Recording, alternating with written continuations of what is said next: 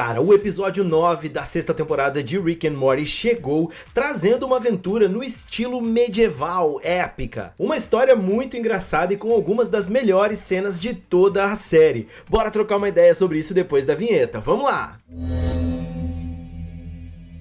Fala galera, aqui é o Josh, tudo bom com vocês? Uma clássica aventura Rick and Morty. E se no episódio 7 o Rick tinha zoado com o fato das pessoas ficarem pedindo mais episódios clássicos, a série mostrou que sabe muito bem o que isso significa e entregou um dos melhores episódios de aventura com foco na nossa dupla. A Rick and King Mortus Mort é o nome do episódio que faz referência ao filme A Kid in King Arthur's Court, que mostra um menino que acaba indo parar na era medieval, dentre os cavaleiros do rei Arthur. Enfim, o episódio começa com eles ali numa espécie de asteroide que tem um restaurante temporário, tipo esses de feira ou de algum evento que chegam e que só fica por algum tempo. E o Rick tá puto porque tem uma fila enorme até eles conseguirem pegar o lanche que o Morty quer. E ele diz que tá com fome e vai ali então e pede uma espécie de cachorro quente, só que as salsichas são como se fossem camarões. Camarões salsichas? Mais tarde a gente vê que eles são realmente marinhos, né? E aí vemos dois cavaleiros então conversando e todo aquele estereótipo dos cavaleiros medievais, na forma de falar todo honrosa e tradicional e também nas suas vestimentas. E quando eles passam pelo Morty, então eles derrubam um daqueles sanduíches e o Morty pega, né, por gentileza, devolve pra eles e eles falam, não, você vai gostar de ter um sanduíche que tem uma fila gigante pra você pegar. E o Morty todo honrado, né, como ele é, diz que não, que ele prefere pegar a fila, que aquilo faz parte da experiência, né, ir até lá. Aliás, isso é com certeza um toque do Justin Roiland, né, mano, porque lá em Solar Opposites, por exemplo, tem um episódio baseado nessa experiência de pegar fila. O cara gosta de fila. E se você não viu Solar Opposites ainda, assiste, é muito legal. Mas só depois de você aceitar o meu convite para se inscrever aqui no canal agora, deixar um likezão já nesse vídeo aí para dar aquela força aqui pra gente e ativar o sininho se você quiser receber as notificações de todos os vídeos e teorias que eu trago aqui pra vocês. Não tá recebendo as notificações? Então me segue lá no Instagram e no Twitter que eu tô sempre atualizando vocês das novidades por lá. Tamo junto.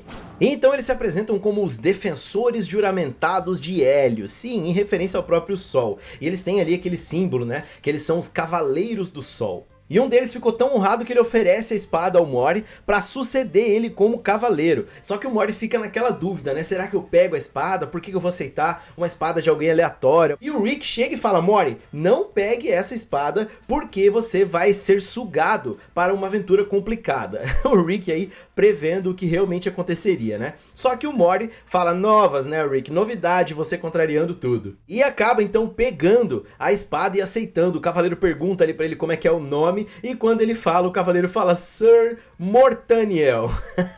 Muito bom, cara. E acaba usando a própria espada na mão do Morty, acertar a si mesmo. E o Morty então agora se torna um cavaleiro do Sol. E daí do nada eles são transportados por uma espécie de Bifrost do MCU. Só que aqui diretamente para aquela comunidade, aquela civilização medieval que mora no nosso Sol. E não é só isso, é todo um reino medieval construído em cima de uma espécie de religião. E é engraçado, né, como em Rick and Morty, até o nome do episódio faz parte, é um elemento da ambientação em geral, em uns mais e outros menos. E aqui faz todo sentido nesse momento que o Morty é sugado pra lá, como acontece com o menino lá no filme da Disney também. E nesses primeiros momentos do episódio, a gente já viu que o Morty tá sem paciência pro Rick, né? Tudo que o Rick fala, ele contraria, ele responde, ele fica remendando, como diria minha mãe. Beijo, mãe! Aí você é o rei da animação, seu velho bêbado rabugento!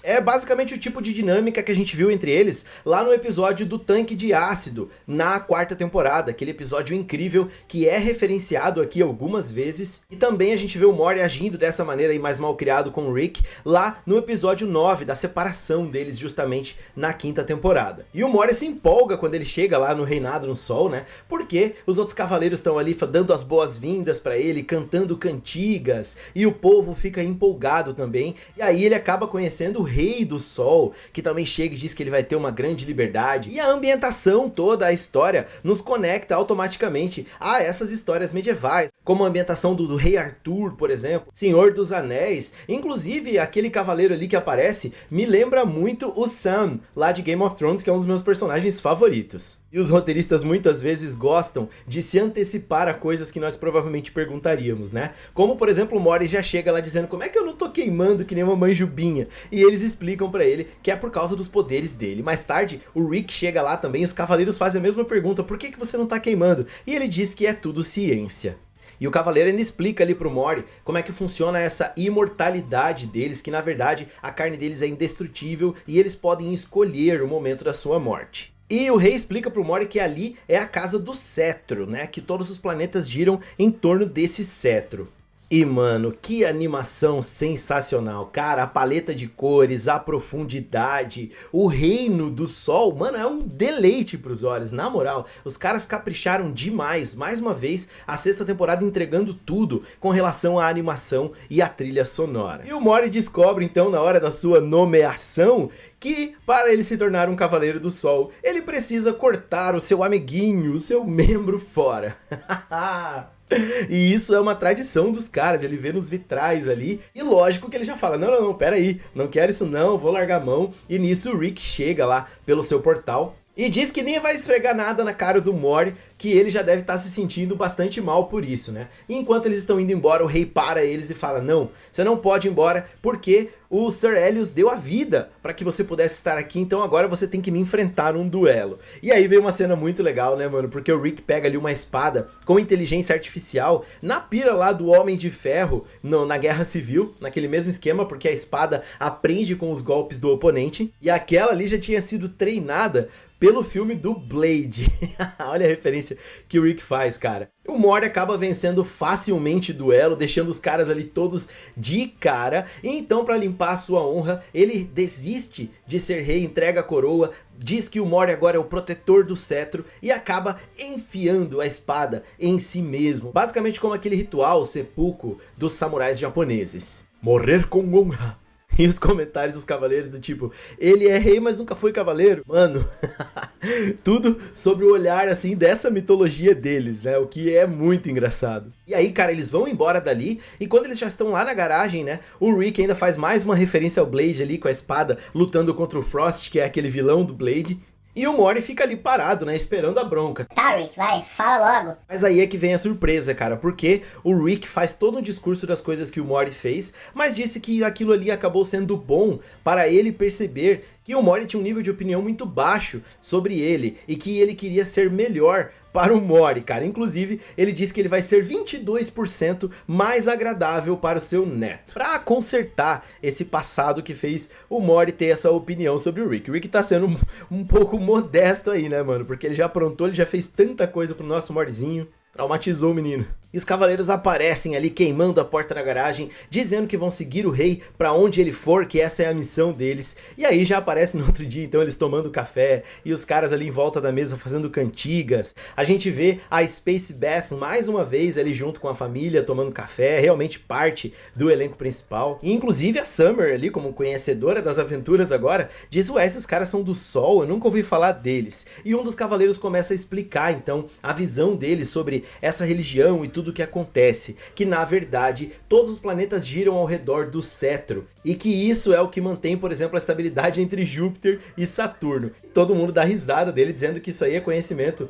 de sexta série, que ele deveria saber que não é assim. E o Morty aproveita a oportunidade então para fazer como seu avô já fez quando mostrou o que ele pensava da Summer e do Morty na segunda temporada e depois na quinta temporada quando explicou sobre as iscas. Pegou um quadro e desenhou o sistema solar, mostrando para os caras que aquilo era a realidade, que o que eles acreditavam não era nada mais do que fantasia. Ele convence os caras, mano. Os caras saem dali e falam, então eu vou parar com essa porra desse negócio aqui. E ainda se interessam por uma substância proibida, que não posso falar o nome aqui. Enfim, daí o Rick leva o Morty ali na sala então, e fala pra família toda que o Morty tinha apenas com pensamento crítico e conhecimentos básicos de física, destruído o conceito de uma religião inteira. E a família parabeniza ele ali. E cara, que episódio gostoso de assistir, né? Ele me passou muito a vibe dos episódios lá da primeira, da segunda, da terceira temporada, que a família funciona mais como um background background ali e também um alívio cômico, né? Um foco no Rick e no Morty. Me lembrou muito aquela vibe, mano. Gostei demais. Não que eu não gosto dos episódios atuais em que a família participa mais. E cara, a dinâmica dos dois tá muito legal, porque a gente vê que o Rick realmente tá querendo ser melhor, tá querendo ajudar o Morty, e isso faz parte desse conceito todo de família que ele aprendeu a ver que faz bem pra ele. A gente acompanhou essa evolução toda do Rick desde as primeiras temporadas até agora, e aos pouquinhos ele foi começando a ter esse comportamento diferente. Nós vimos até no último episódio da terapia como ele tá buscando essa paz aí que ele não tem por causa das coisas, do trauma que aconteceu com a família original dele, mas ele decidiu ficar com essa família e tá fazendo de tudo para realmente ser alguém melhor.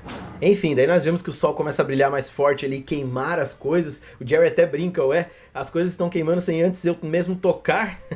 Isso é muito Jerry da segunda temporada. E aí nós vemos que os filhos da lua começaram a atacar o sol, mano. Nisso, sai um dos cavaleiros que tinha ido no banheiro fazer cocô e explica pra eles qual era a real visão daquilo tudo, né? Porque ele vê que eles estão sendo atacados, mas que os cavaleiros do sol, se permanecerem unidos por causa dos tratados e alianças, vão manter a estabilidade política. Aí eles percebem, né, mano, que o que o cavaleiro tinha falado aquela hora não tinha nada a ver com essa questão da astronomia em si, mas sim com política, e que realmente tudo girava em torno do tal do cetro.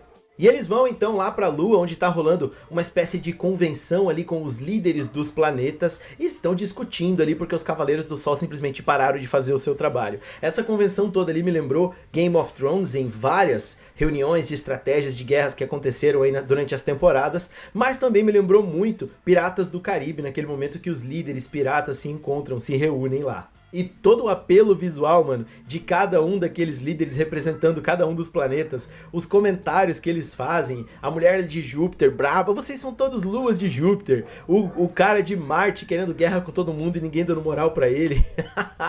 E o que falar no Conde da Terra, que o Morty chama de Noel, mas o cara fala, Noel não, eu sou o Conde da Terra. Eu achei incrível, cara, a discussão toda deles ali. Aquele ali que parece Poseidon falando com uma vozinha assim.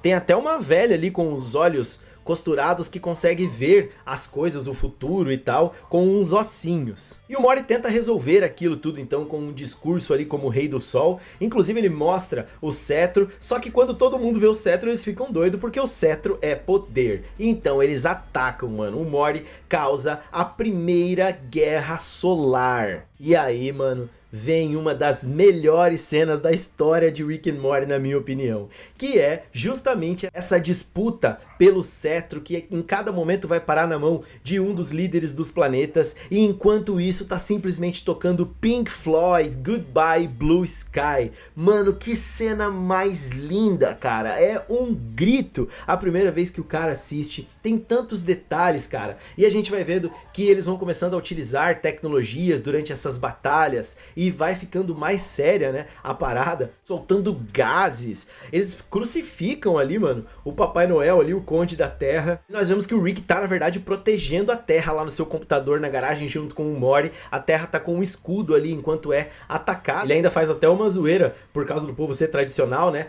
com os Amish, que é aquela comunidade que tem nos Estados Unidos, que eles são bem tradicionais e seguem à risca a religião, as roupas, até as vilas em que eles moram. Enfim, e no meio desse caos todo, o Morty pergunta, tá, mas não seria melhor então a gente trocar de universo? E aqui a gente vê realmente o ponto de evolução do Rick, porque ele fala, não cara, porque a gente agora tem que enfrentar as coisas, né? Ele dá uma segurada no Morty ali, no ímpeto dele, e basicamente mostra que a série agora não vai resolver as coisas tão facilmente, simplesmente mudando de universo. Apesar que eles fizeram isso nessa temporada, né? E cara, o Morty também não consegue acreditar muito nessa nova pegada do Rick. Ele fala pro Rick, vai se fuder, o que é isso? É um tanque de ácido de novo? E essa altura, cara, eu vou dizer que até eu tava aguardando a qualquer momento o Rick liberar ali e dizer que na verdade aquilo era um plano, que ele queria dar na cara do Morty. Mas não, cara, realmente ele tava querendo consertar algumas coisas. Pô, ele pede desculpa pro Morty pelo passado, né? E diz que tá tentando simplesmente fazer a melhor coisa pro Morty agora, de coração.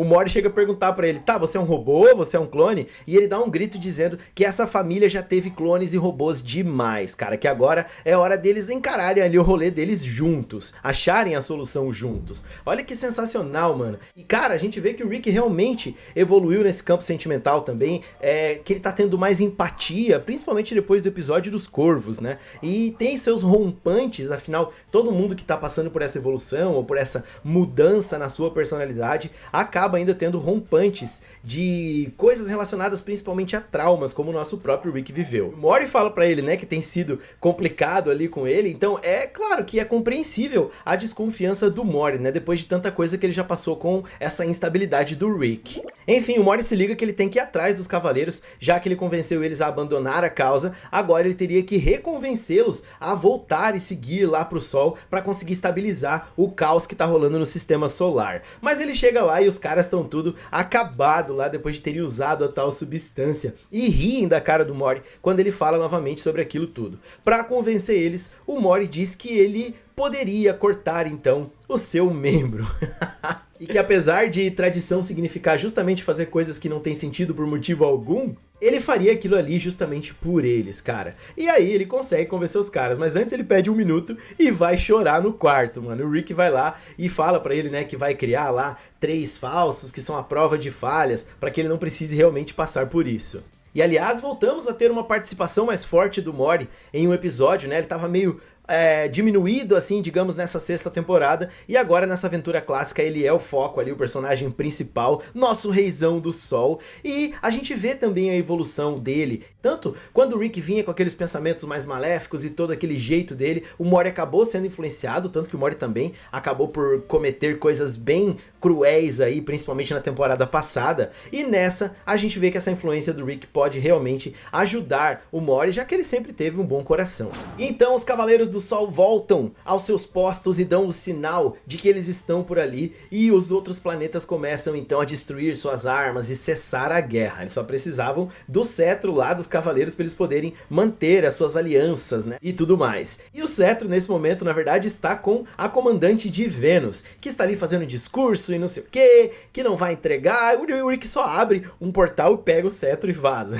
Achei muito bom. E aí eles vão então pro ritual de cortar ali o amiguinho do Morty fora para que ele possa se tornar o rei, né? Inclusive eu achei muito massa o visual dele como Rei do Sol nesse momento. Só que para fazer a coroação, quem está responsável é justamente a líder de Vênus, que leva 3 máquinas ali super modernas para detectar se está havendo fraude, né? E as máquinas, na verdade, seriam exatamente para as fraudes que o Rick tinha preparado para o Morty. Inclusive, a terceira que ele joga fora, eu achei muito engraçado, que tem um chapéuzinho em cima. E o Rick começa a conversar com o Morty por telepatia, mano, usando um satélite, um nanosatélite, para conseguir isso. Eu achei muito engraçado que o Morty acaba falando alto, é a mesma coisa que eu faria.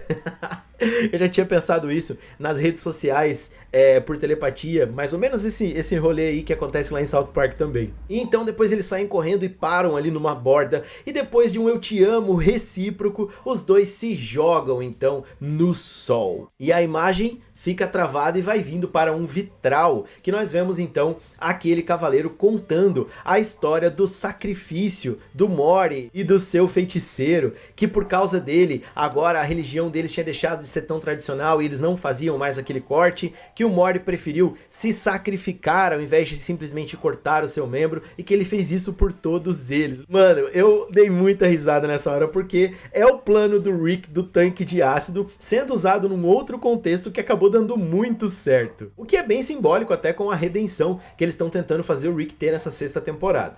E o Morty ficou conhecido como Rei Mortaniel, o Derretido. Muito bom. E eles estão ali conferindo, né, se realmente deu certo o plano deles, e um dos vassalos acaba enxergando eles e o Morty grita com ele: se você me entregar, as consequências vão ser cortar o seu pinguim fora. E a cena extra é muito boa, cara. Nós vemos ali um cara que é defensor daqueles animais marinhos que o Rick comeu como se fossem salsichas no começo, e ele liberta alguns desses animais ali e vai soltar na água, e está ali todo orgulhoso do seu trabalho, dizendo que não pensou que conseguiria sem que uma ave atacasse as criaturas, mas no fim uma ave gigante acaba levando ele embora. Cara, que episódio fantástico. Eles conseguiram misturar vários tipos de conceitos e até formas de episódios que a gente já viu na na série em um episódio só, com muitas referências, piadas que funcionam demais, metalinguagem e uma aventura clássica que pra mim está entre as melhores que já vimos da dupla e que poderia facilmente ser alocada ali nas primeiras temporadas, com aqueles episódios que seguem essa mesma vibe. Muito bom de assistir, mano. É um episódio que eu vou assistir várias outras vezes com certeza. A dublagem, mano, tá sensacional mais uma vez. E, cara, não foi só o tanque de ácido que foi referenciado ali. O próprio episódio do Plutão, lá na primeira temporada, quando o Rick zoa ali, dizendo que ele não ia ficar visitando o Plutão, que isso seria uma aventura nível Jerry. E aliás, esse tema aí de cortar o dito cujo fora por uma causa maior, já tinha sido abordado na série também antes. Lá no episódio da TV Interdimensional, na segunda temporada, que nós vemos que eles querem que o Jerry corte o dele pra poder salvar a vida do Sr. Peebles. Lembra disso? Cara, enfim, a sexta temporada pra mim segue entregando tudo, cara. Com episódios sensacionais, os roteiros, um melhor do que o outro, mano, e um equilíbrio entre os estilos de episódio, como esse episódio Rick e Jerry que a gente viu, episódio conceitos como o da Família Noturna e o segundo também dessa temporada, um super canônico que foi o primeiro, e agora, cara, faltava essa aventura mesmo, clássica do Rick e do Morty, que eu achei muito da hora. Eu sei que tem a galera reclamando porque os autores prometeram que essa temporada seria mais canônica, um pouco mais canônica. E eles não mentiram. Como o próprio grande Carlos Freires comentou na nossa live ontem, essa temporada mostra que eles estão colocando sim um pouco de cânone, uma salpicada de cânone na maioria dos episódios, cara. Então nem que seja uma aparição da Beth espacial, ou algum comentário, referência, ou algo que demonstre essa conexão entre o episódio e aquilo que aconteceu em outros episódios. A gente tem visto isso sim na sexta temporada. Eu acho que não dá pra esperar que os caras façam uma temporada inteira só com episódios como foi o primeiro dessa temporada, cara, porque isso não faz nem parte do DNA da série que a gente acompanha. Enfim, agora é claro, eu quero saber a sua opinião. O que você achou desse episódio, cara? Deixa aqui nos comentários pra gente trocar uma ideia e debater também sobre essa questão do canônico, do serializado, que sempre foi um ponto importante pra gente discutir aqui em Rick and Morty e esperar também para as próximas temporadas. Muito obrigado a todos que participaram da live aí, os fortes, os brabos noturnos da madrugada, foi muito massa, tem sido muito legal isso com vocês nessa temporada. E se você gostou desse vídeo, eu quero te pedir então para não esquecer de deixar um likezão aí e me seguir lá nas redes sociais também, fechou? Um forte abraço e até o próximo vídeo. Tchau, tchau. Sabe que eu gosto quando chega perto de esquina.